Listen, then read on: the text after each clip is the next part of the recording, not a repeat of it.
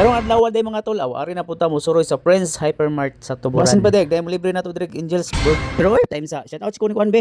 Kinsa naman pud na. Ay pastila, ang shout out sa idol das tabuilan. Wilain di si Idol Eden si by Price. Shout out mo dol. Palihog lang og support guys ha. Wa am tay lain og tuyo og tumong dire ang pagtinabangay raman. Superman. Ayong sulod na to diha mga tol, syempre nagi na snapping nga word nga frisking dadaan sa tuwa. Pag sulod na ko diha mga tol, nangita dayon ko ganang beauty products para sa kuang skin. Nilaki. Kay naa na mo ko nakita mo tong ni padayon ko diri sa unahan kay nangita po ko diri eyeglasses ba para kanang dili kay suwaw kung magkasugat buta. After na ari dito sa mga pahumot para natay spray sa to ang ilok para di ta manimahong kanang piyot-piyot. Niya sa sige na kog pamili diri kalo guys. Nahi ni Duol gwapa ra ba og kining butan kayo katong gaylo o si Veronica Vote. Kuha man din classmate pag elementary. Gikan pag graduate na mo karon pa jud mi nagkitag balik ani. Pero dili na mo gagreen ha katong gaylo ganiha nara sa kong kilid wa nakita sa kamera. Taot lang po anang gagreen diha kay butan kayo. Wa jud ko ana niya pasagdi gitimplahan ko niya og gatas. Bitaw gasisan ko niya pag-ayo. Bitaw shout out lang ko sa nang staff diri sa Friends labi na sa to ang cashier diri nga butan po kay sa tanan tibok kalibutan. Smiling kayo sa mga customer ug kamao jud matuman. Kana bitaw bisag unsan la ka busy pero magpabilin gihapon ilang tamis kayo nga ngisi.